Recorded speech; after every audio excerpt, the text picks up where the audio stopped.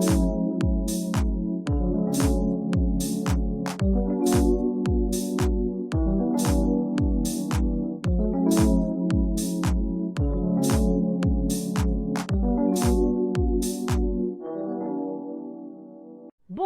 chers internautes lectrices et internautes lecteurs.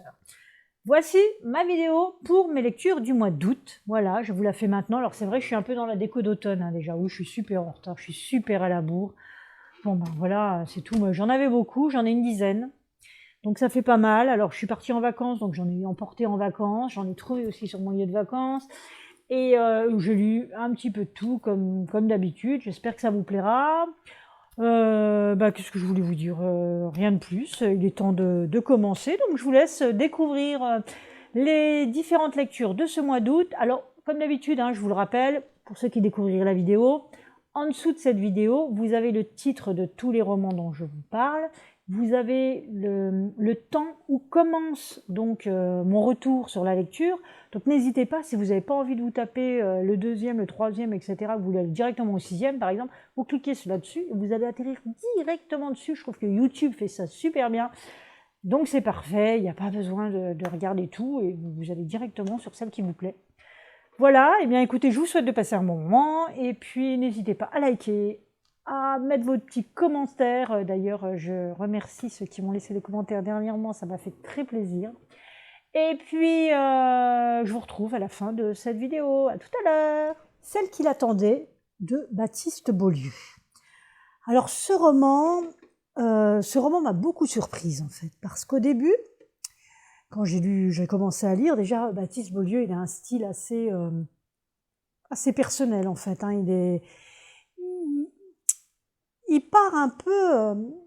Je trouve que les moments il écrit un peu, il est un peu barré comme ça, un peu drôle, un peu avec de drôles d'idées, de drôles d'images. Ça m'a un peu surpris et puis au fur et à mesure on s'habitue au style et j'ai plutôt bien aimé. Et l'histoire, voilà, alors elle avance, on découvre l'histoire d'une jeune femme qui s'appelle Eugénie et puis d'un homme, un chauffeur de taxi qui s'appelle Joséphin. Et en fait, Eugénie et Joséphin vont plus ou moins être l'amoureux l'un de l'autre en secret. On ne sait pas trop, est-ce qu'ils vont se révéler, pas se révéler. Et puis, alors, au début, ça traîne un peu comme ça. Alors, ça traîne un peu. Le mot est juste, c'est qu'à un moment donné, je me suis dit, bon, ça décolle ou ça décolle pas. Mais bon, comme c'est bien écrit, que le style est bien écrit, voilà, j'ai continué à lire. Et puis, en fait, je me suis fait complètement embarquer par cette histoire d'amour. Et parce qu'elle se révèle derrière aussi, elle révèle derrière des grandes souffrances, des souffrances d'Eugénie et des souffrances de Joséphin. Et puis, on va parler aussi d'un fait réel qui a existé. À un moment donné, on a une date dans l'histoire qui est signalée dans ce roman. Et évidemment, c'est une date qu'on n'oublie pas. C'est une date dont on se souvient et qui, moi, je me suis dit, on va parler de ça. Oh, c'est ça. Et là, je ne savais plus si j'avais envie de le lire ou pas parce que ça remonte des choses. C'est là qu'on voit que le traumatisme de la société, quand même, a été assez fort. Sur ce genre d'événements. Donc du coup, bien évidemment, je l'ai continué parce que c'est tellement bien écrit et c'est une très belle histoire. Et on va tomber sur quelque chose d'un peu fantastique aussi qui va arriver sur la fin. Et je sais pas, c'est un conte quoi. C'est un conte moderne. C'est basé sur des petits faits réels, d'événements. Et c'est deux personnages qui sont là, qui sont posés et qui vont nous amener dans un univers. Je sais pas, c'est beau quoi. Je sais même pas comment en parler en fait. Tellement j'ai été embarquée par cette histoire-là, cette histoire d'amour. Et je crois que ouais, faut le découvrir. Voilà, c'est la première fois moi que je lis un livre de Baptiste Beaulieu. Je sais pas s'il a l'habitude d'écrire comme ça. J'en ai un autre qui s'appelle Alors voilà, là sur les urgences que je dois lire depuis très très longtemps. Ça fait longtemps qu'il est dans ma palle.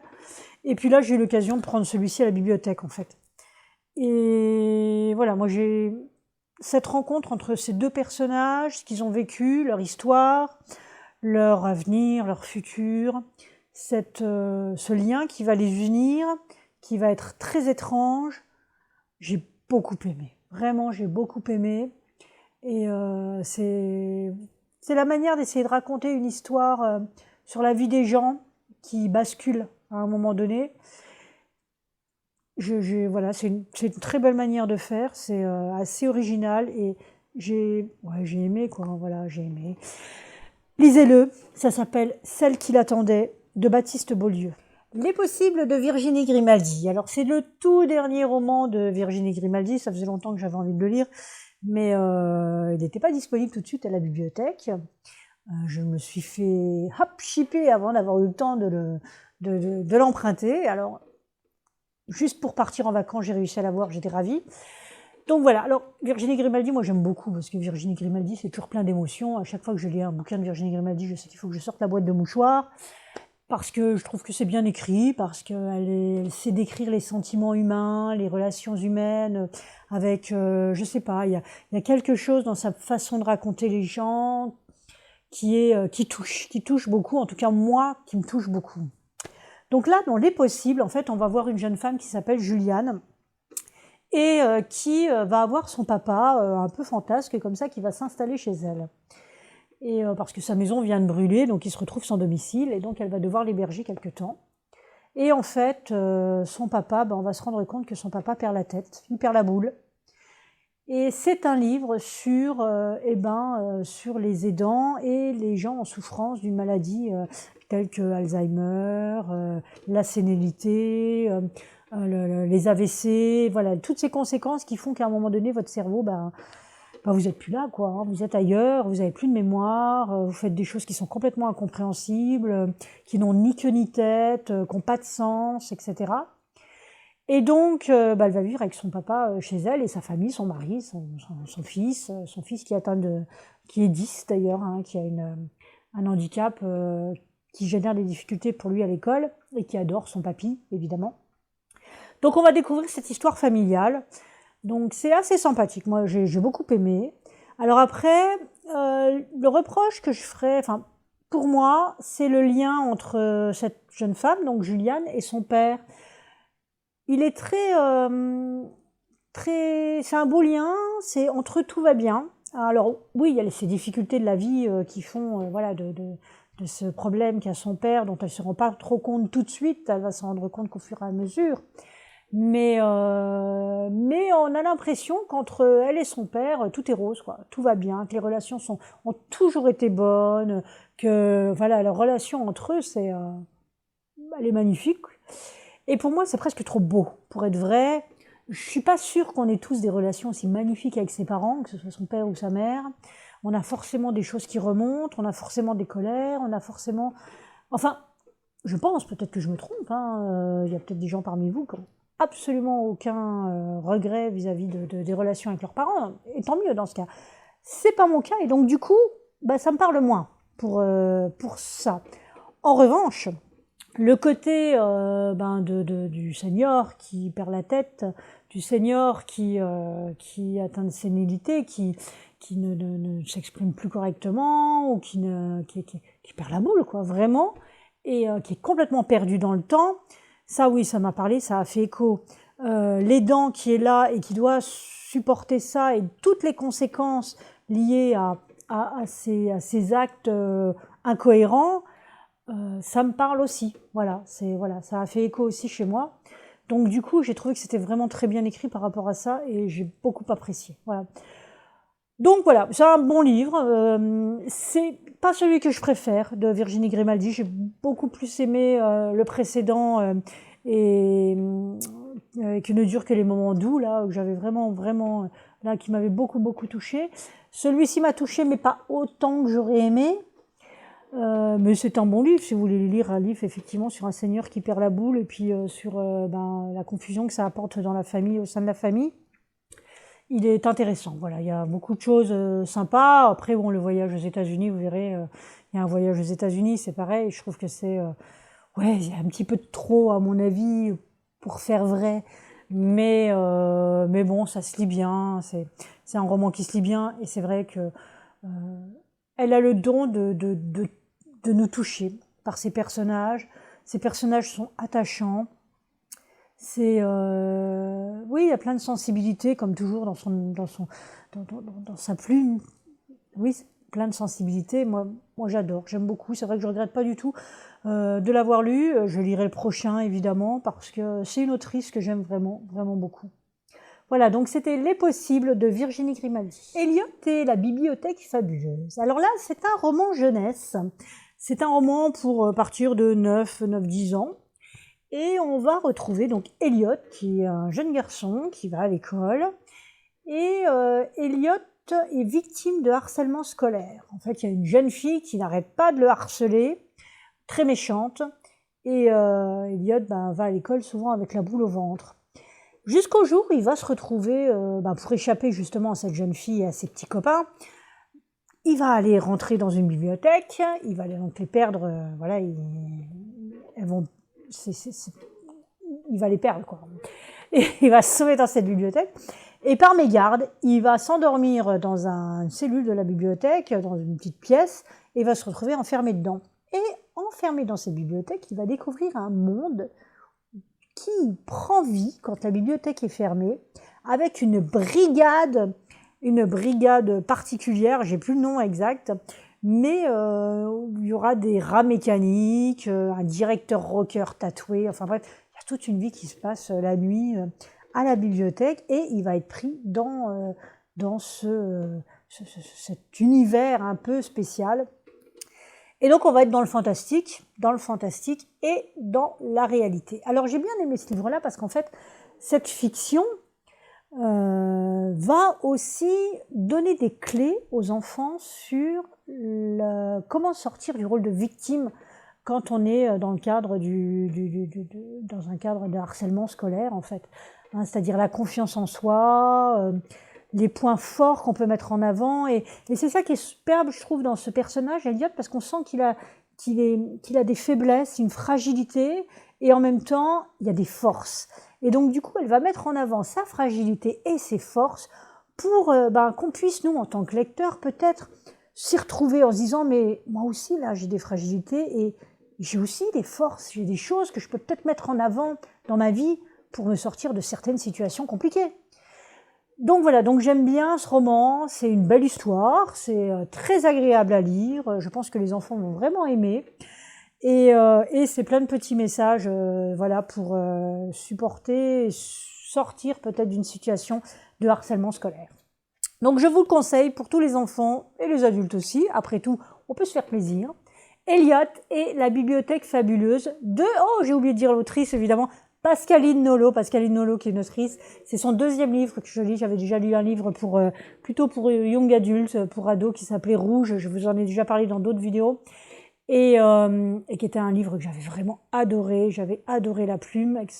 Voilà, là c'est un autre style, la plume est toujours aussi belle, c'est une belle plume, mais c'est plus pour la jeunesse, et ouais, c'est une histoire vraiment sympa. Pandémie de Robin Cook. Alors, Pandémie, quand on est une période comme en ce moment, où on vit avec la Covid, on peut se dire, elle n'est pas bien, elle. Ben si, j'avais envie quand même de lire quelque chose dans cet ordre-là. Alors, on va être très loin de ce qu'on vit actuellement, parce que déjà, on est dans un roman de Robin Cook, et que Pandémie, oui, ça pourrait, mais on va peut-être pas y arriver jusque-là dans ce roman-là, en tout cas pas tout de suite. Et en fait, Robin Cook, Pandémie, c'est le fameux, le médecin légiste qui s'appelle Stapleton, voilà, c'est ça, c'est Jack, qui est donc médecin légiste, et qui va enquêter sur une mort qui semble être liée à un virus, mais un virus inconnu. Donc voilà, donc ce que j'aime bien dans Robin Cook, justement, dans ce roman-là, et dans la série, en fait, c'est que ce personnage-là, qui est médecin légiste, va faire ses propres enquêtes. Donc on va sortir du côté classique du polar, avec l'enquête du commissaire ou de l'inspecteur, etc., pour se retrouver dans un côté polar plus scientifique, avec des explications scientifiques, des choses comme ça, puisque c'est un médecin légiste, donc il va plutôt aller chercher à faire parler les morts. Donc ici, dans Pandémie, c'est la même chose, on va partir d'un décès, une femme qui décède dans le métro très très vite, avec un virus qui ressemble à un virus un peu bronchique, et qui semble être contagieux, puisque d'autres morts vont arriver aussi. Donc voilà, il va enquêter là-dessus. Alors, c'est peut-être un peu gros, parce qu'effectivement, il est un peu tout seul à enquêter, et que je pense que voilà, on n'a pas de flics, etc. autour. mais en même temps, du coup, ça ressente quand même bien sur le côté scientifique, et c'est intéressant. Alors, on va aussi mêler un petit côté manipulation de gens de pouvoir, hein, évidemment. Mais alors, on n'est pas du tout, on est très très loin de ce qu'on vit avec le coronavirus, hein, vraiment. Là, on est vraiment dans le truc un peu manigance médicale, pouvoir, choses comme ça, et évidemment expérience scientifique, avec les conséquences que ça peut avoir. Donc j'ai bien aimé, j'ai vraiment passé un bon moment, ça se passe à New York. Voilà, on retrouve New York, Manhattan, le terrain de basket, puisqu'il va souvent s'entraîner au terrain de basket qui est en face de chez lui. Voilà, on est dans un univers un peu américanisé, hein, dans ce roman-là. Bon, j'ai pas grand-chose à en dire de plus, c'est un bon petit polar scientifique. Si vous aimez ce style-là, ben Robin Cook, je pense que c'est une valeur sûre. C'est le deuxième que je lis, j'avais déjà lu Origine il n'y a pas très longtemps, que j'avais vraiment bien aimé aussi, qui est dans une autre vidéo aussi. Et bah voilà, ça fait passer un bon moment, c'est pas du gore, ça reste de l'enquête, c'est assez intéressant. Ça s'appelle donc Pandémie de Robin Cook. Les embrouillamini de Pierre Rofast. Alors ce roman-là, c'est une expérience littéraire. Parce que c'est pas un roman que vous allez dire, vous allez commencer par la première page, si bien sûr, par le premier chapitre. Mais dès le premier chapitre, en fait, vous allez avoir le choix d'aller à un chapitre ou à un autre en fonction de ce que vous avez décidé. Là, en l'occurrence, c'est s'il fait beau, vous allez à tel chapitre. Si vous décidez qu'il pleut, vous allez à tel autre. Un livre dont vous êtes le héros, quoi. Voilà, ça reprend un peu le même style. Par contre, on n'est pas dans l'imaginaire, on n'est pas dans le côté un peu fantastique des fois de ces livres dont vous êtes le héros. Là, on est dans la vie, voilà. Et c'est un jeune homme donc qui s'appelle Lorenzo, voilà, Lorenzo, qui à un moment donné de sa vie va décider est-ce qu'il part au Mexique ou est-ce qu'il va dans la vallée de Chantebrie. Pour continuer sa vie en fait, hein, voilà, il a fini ses études. Qu'est-ce qu'il va faire? Alors, j'ai bien aimé, j'ai lu tout. En fait, j'ai lu toutes les histoires possibles. J'ai même relevé, je pense, une coquille parce qu'il y a le chapitre 58 que je n'ai trouvé nulle part. Je ne sais pas où il va aller. Et je suis pas sûre que ce soit prévu parce que quand c'est prévu, l'auteur nous le dit. Enfin, il y a un jeu qui se fait entre l'auteur et le lecteur au travers de ce livre qui est assez rigolo quand même. Et il y a quand même deux histoires principales, suivant qui va aller au Mexique ou rester dans la vallée, mais au Mexique, il va se passer aussi il y a différents chemins, et puis pour la vallée, il y a aussi différents chemins, et donc différents destins pour Lorenzo. En sachant que des fois, ces destins se recroisent, c'est-à-dire qu'il peut très bien aller à Chantebrie, partir au Mexique, ou être au Mexique finalement, retourner à Chantebrie à un moment donné. Enfin, voilà, il y a des destins qui vont se croiser, donc des chapitres que vous pouvez être amené à lire, si vous faites comme moi et que vous avez envie de découvrir toutes les histoires, et bien des chapitres qui vont appartenir à plusieurs histoires, à plusieurs destins. Bah, quelque part, c'est aussi la philosophie de ce livre, c'est-à-dire se dire que, suivant le choix qu'on fait, des fois, peu importe finalement, parce qu'on va quand même se retrouver peut-être au même point. Ou au contraire, on va carrément tout changer. Ou alors, il va nous arriver des embrouilles, à tel moment dans la vie, dans son destin, mais finalement on aurait pris un autre chemin, on aurait eu d'autres types d'embrouilles, mais ça resterait quand même des embrouilles aussi.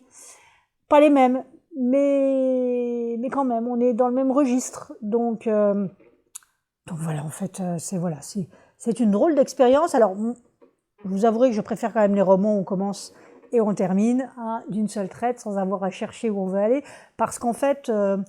moi j'avais envie de tout lire, donc du coup, voilà, c'est un petit peu agaçant.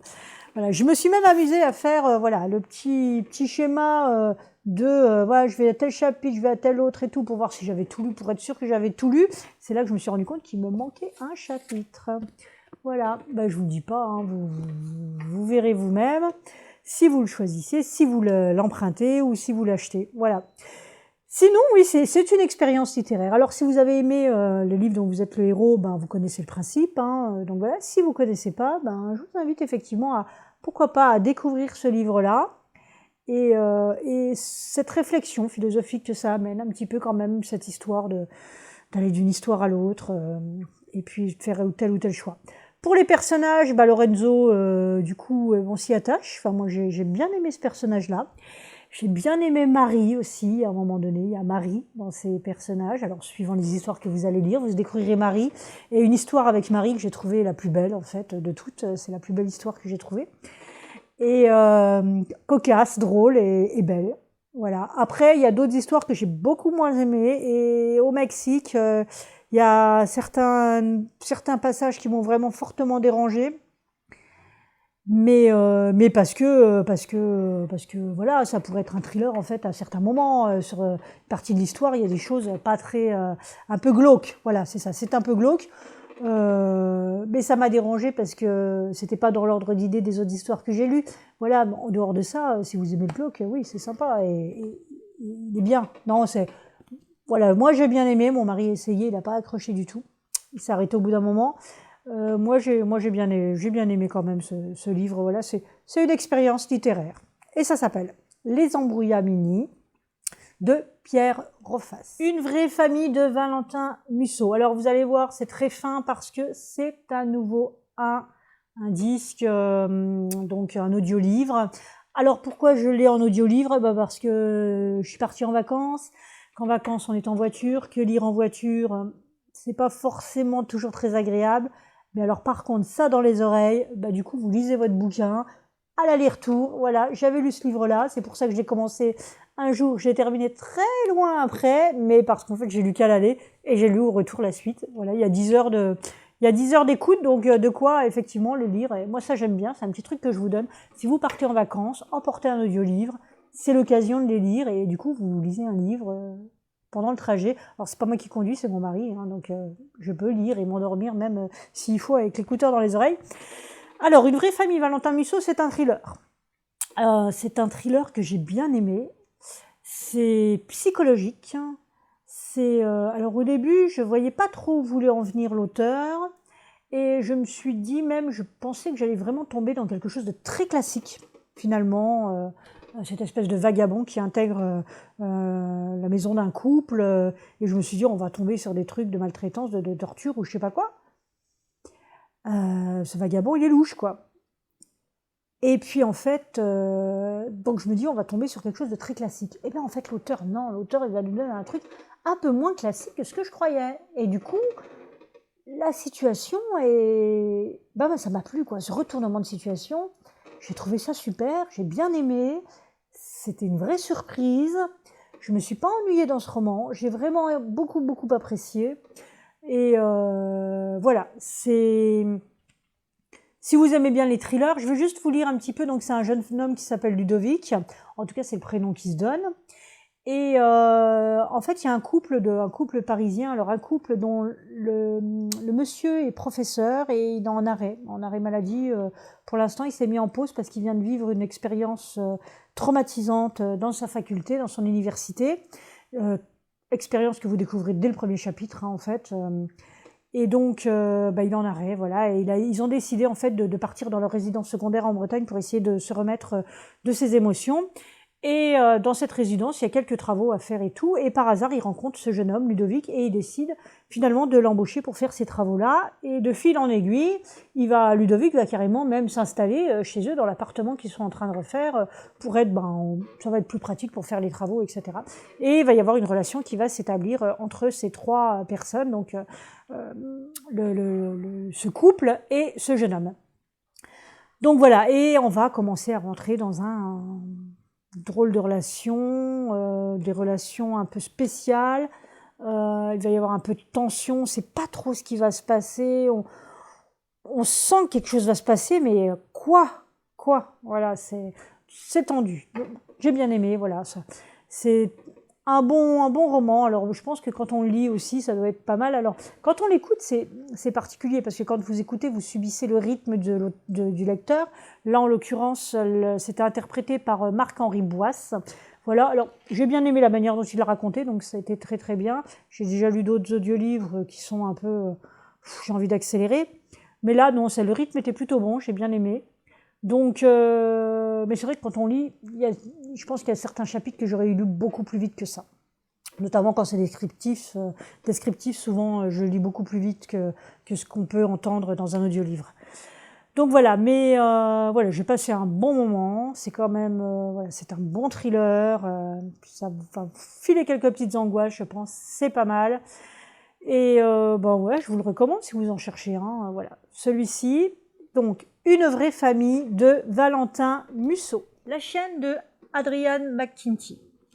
Alors la chaîne, ce titre, c'est pour vous parler du phénomène des chaînes. Vous savez, les chaînes, quand on était petit, enfin moi je me souviens quand j'étais petite, et puis on n'avait pas d'ordinateur en plus à l'époque, on avait une chaîne, une lettre qu'il fallait écrire, et il fallait la recopier 5 fois ou 10 fois et la donner à d'autres personnes, parce que si tu le faisais pas, il t'arriverait malheur. Donc pour qu'il t'arrive des bonnes choses, tu devais faire ça, et ainsi de suite, et les personnes devaient faire pareil et tout, et c'était une réaction en chaîne, voilà. Eh bien, ce principe-là a été appliqué dans ce roman, qui est un thriller. Et alors, dans quel cadre? Alors, pas dans le cadre d'une lettre, etc., mais dans une action. Et cette action, c'est celle de kidnapper un enfant. En fait, on va kidnapper, enfin, il y a un enfant qui va se faire kidnapper, et la mère va recevoir un message disant « Si vous voulez récupérer votre enfant, il faut que vous kidnappiez un autre enfant. » Pour entrer dans une chaîne. Et voilà qu'on va découvrir une chaîne qui existe depuis quand, on ne sait pas trop, mais qui existe, qui est là et qui se perpétue de génération en génération, apparemment. En tout cas, plusieurs familles ont été impactées par ça, avec des menaces, etc. Donc c'est terrible, c'est machiavélique au possible. En tant que parent, je peux vous dire que les angoisses sont énormes. Il y a beaucoup de tension hein, quand on va lire ce roman-là. Moi, j'ai trouvé que c'était beaucoup de tension, j'ai souvent arrêté de respirer hein, parce que ça fait vraiment, c'est terrible, c'est vraiment terrible. Et on se dit, mais qu'est-ce que je ferais dans cette situation-là? C'est absolument horrible. C'est vraiment horrible. Et donc toute la première partie, une grosse première partie, va être sur la femme qui va se faire kidnapper son enfant. Donc je ne sais plus comment elle s'appelle, Rachel, voilà. Donc voilà, au téléphone, on lui annonce qu'on a kidnappé sa fille et que pour qu'elle soit libérée, elle doit enlever l'enfant de quelqu'un d'autre. Donc on va voir tout ce qui va se passer, tout ce cheminement-là, à qui elle va enlever l'enfant et ainsi de suite, comme ça.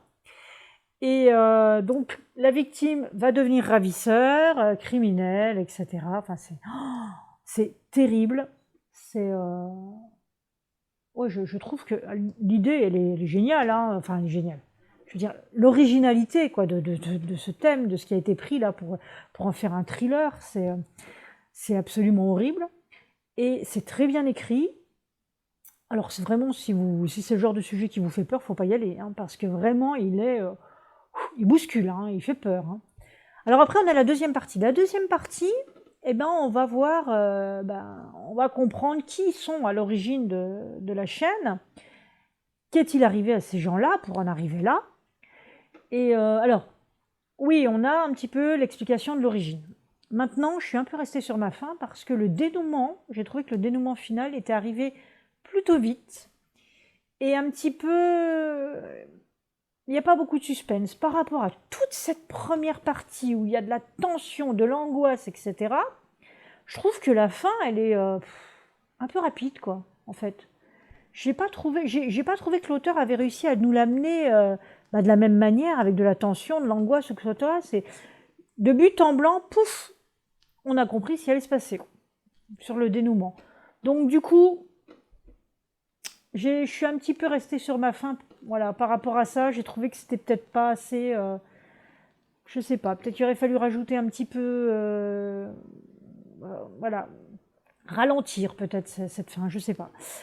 Voilà, j'étais un petit peu déçue là-dessus, mais par contre, l'histoire, elle est terrible, quoi. Donc, si vous avez envie d'un bon thriller psychologique, je vous le conseille, ça s'appelle La chaîne, donc de Adrian McKinty, allez-y. Ouais, faut le lire, c'est pas mal, vraiment, c'est bien. C'est L'apothicaire de Henry Lovenbrook. Alors, Henry Lovenbrook, c'est un auteur que je suis un peu sur sa page Facebook. J'aime bien un petit peu ce qu'il y met, comment il a fait vivre. Et j'ai pas encore eu l'occasion de lire un de ses romans, alors que j'ai beaucoup entendu parler de lui, et comme quoi il avait une qualité d'écriture sur des romans historiques qui étaient, c'était très apprécié en tout cas, hein. Souvent de très bonnes critiques, des dithyrambiques même des fois je trouve, donc du coup je me dis: «Il faudra qu'un jour je lise ce livre», un de ses livres. Et j'ai eu l'occasion en fait en vacances, j'ai trouvé ce petit poche, à 3 € d'occasion dans une boutique, sur Tours, et je me suis dit: «Bah tiens, pourquoi pas, c'est l'occasion, c'est les vacances». J'avais déjà amené beaucoup de livres, ceux dont je vous ai parlé un petit peu avant, mais j'ai bien fait de l'acheter parce qu'en fait, j'ai lu les autres assez vite et il me restait encore 3-4 jours de vacances. Et ben, j'ai pu lire celui-ci. Alors, c'est un gros pavé quand même, hein, il fait 700 pages, mais alors, il est très prenant.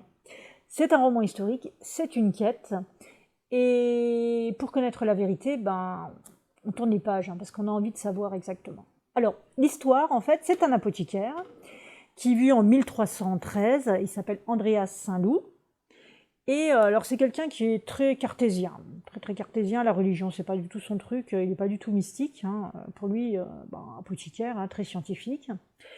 Et il découvre finalement dans sa maison, alors il a sa boutique en bas, et puis lui il vit au-dessus avec son personnel, hein, il a un couple qui s'occupe un peu de la maison et qui l'aide dans ses affaires, etc.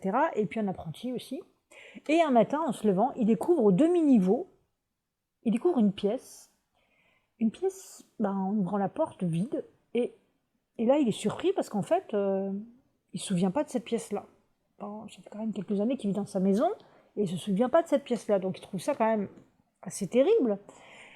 Il questionne un petit peu les gens avec qui il vit, et il se trouve qu'apparemment, ces gens-là, ben, se souviennent pas non plus, vraiment, mais bon, ils veulent pas dire qu'ils se souviennent pas, quoi.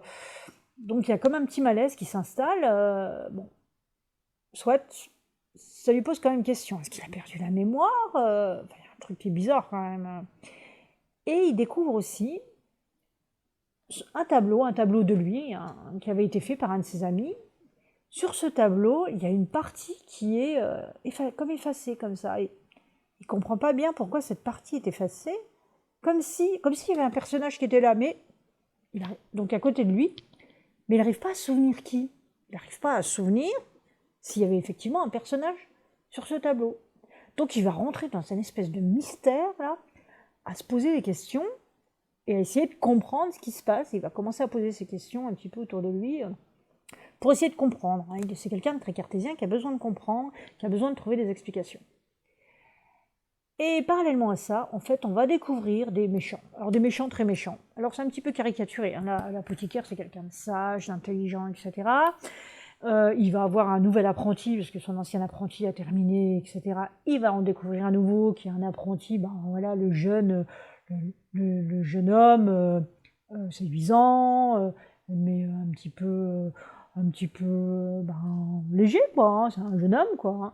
On va aussi découvrir une jeune fille qui va intégrer cette quête, qui elle est un peu fragile, et en même temps avec une certaine force de caractère, mais bon, voilà, on peut rentrer un petit peu dans les caricatures quand même, quelque part. Et puis les méchants, très très méchants. Et donc ces méchants veulent le tuer à tout prix. Et on ne sait pas pourquoi. On ne sait pas, mais on sent que c'est mêlé effectivement à ce mystère qu'il a découvert. Il ne va pas le comprendre tout de suite, mais ça va. En tout cas, nous, en tant que lecteurs, on va vite le comprendre. Et puis en fait, sa quête, là, en fait, de vérité, va le conduire sur les chemins de Saint-Jacques-de-Compostelle. Donc on va découvrir un côté mystique sur cette quête-là, finalement, très spirituelle. Et Henri Leeuwenbroek va beaucoup nous parler d'histoire. L'histoire de ce chemin de Compostelle aussi. Alors beaucoup de descriptions des villes qu'ils vont visiter, etc. Il y en a beaucoup et pas beaucoup. C'est-à-dire qu'à un moment donné, Henri Leeuwenbroek fait quand même le parti pris de nous parler directement, hein, dans ces chapitres-là, en nous disant, bon, alors on va passer rapidement là-dessus, hop, on va avancer un petit peu dans le temps. Alors ça m'a surpris la première fois. Mais finalement, j'ai bien aimé d'avoir ce petit côté, presque, je mets entre parenthèses ce qui se passe, je vous dis un truc, le lecteur, et puis hop, on reprend l'histoire. Donc c'est un petit peu, ouais, c'est un peu drôle, mais j'ai bien aimé. Moi, ça donne un petit rythme, en fait, finalement, à l'histoire aussi, en plus de cette histoire historique, de ce roman historique. Donc on va suivre assez facilement, on va essayer de comprendre ce qui se passe.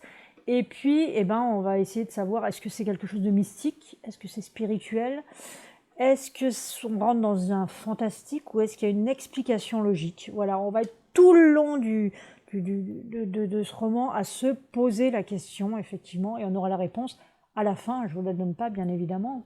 Si vous le lisez, vous le verrez. Et moi, j'ai bien aimé, voilà, j'ai bien aimé la fin, j'ai bien aimé toute l'histoire, j'ai bien aimé la façon dont Henry Levenbrook nous amène l'histoire, nous emmène directement, et nous raconte cette histoire, parce qu'il nous la raconte. Et j'ai passé un bon moment. Vraiment, j'ai vraiment passé un bon moment, j'ai beaucoup aimé. Alors, je m'attendais à un thriller, mais c'est pas un thriller, hein, c'est du roman, hein, c'est du roman historique, avec une intrigue, hein, bien évidemment, mais on ne rentre pas dans un thriller. On est plus dans le côté polar presque un petit peu, hein, puisqu'il y a une intrigue, une enquête, hein, et l'apothicaire va faire sa petite enquête quand même. Historique, hein, en 1300 et quelques.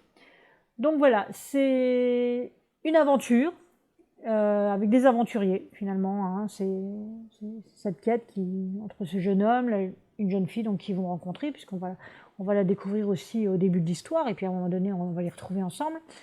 Et puis l'apothicaire qui est là, et d'autres personnages, notamment une péripatéticienne à un moment donné dans cette histoire. Et j'ai bien aimé ce personnage-là. Hein, voilà, elle est juste à un moment de l'histoire. Je sais pas pourquoi, je l'ai bien aimé. Non, c'est vrai que les personnages sont bien travaillés. Moi, j'ai bien aimé ce roman. Donc, si vous ne connaissez pas Henry Levenbrook, eh ben, vous pouvez lire L'apothicaire. On m'a conseillé de lire J'irai tuer pour vous. J'ai lu un petit peu de quoi il en retournait, parce que j'avais vu, mais je ne m'étais jamais penchée dessus. Je crois que ça devrait vraiment me plaire, en effet. Donc, je vais suivre les conseils qu'on m'a donnés. Je vais très très bientôt le lire. Je ne l'ai pas encore là, mais ça ne saurait tarder pour que je puisse le lire. Voilà. Donc, L'apothicaire d'Henry Levenbrook. Allez-y, lisez-le. Et dites-moi ce que vous en pensez.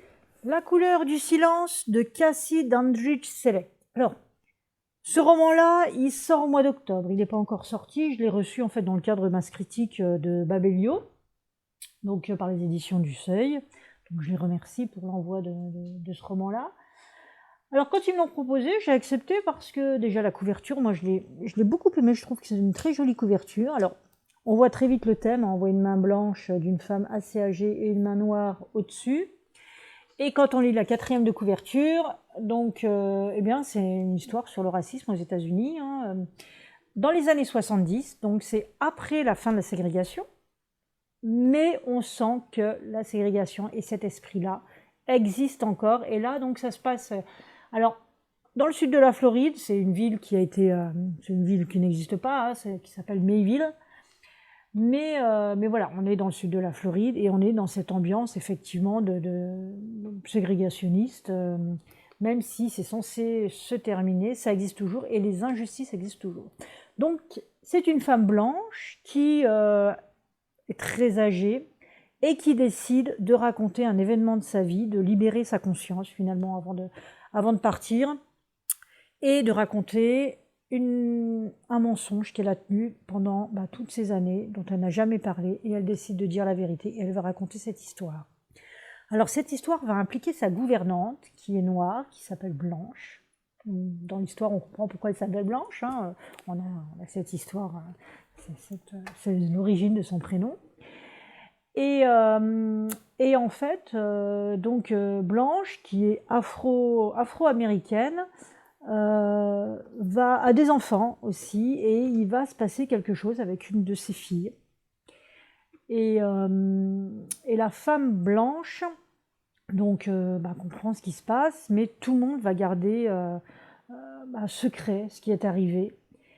Et puis sur ce secret-là, un autre mensonge va encore se rajouter, et encore un autre, enfin bref. Donc on va avoir peut-être une espèce d'accumulation de mensonges et de non-dits et de secrets, puisque cette femme donc, qui s'appelle Aurélie, qui est pas la gouvernante, qui emploie la gouvernante en fait, et donc qui est très riche, hein, et qui s'entend très très bien avec sa gouvernante. Il y a une profonde amitié entre elles, hein. Il y a pas cet écart du patron et de l'employé du tout, hein.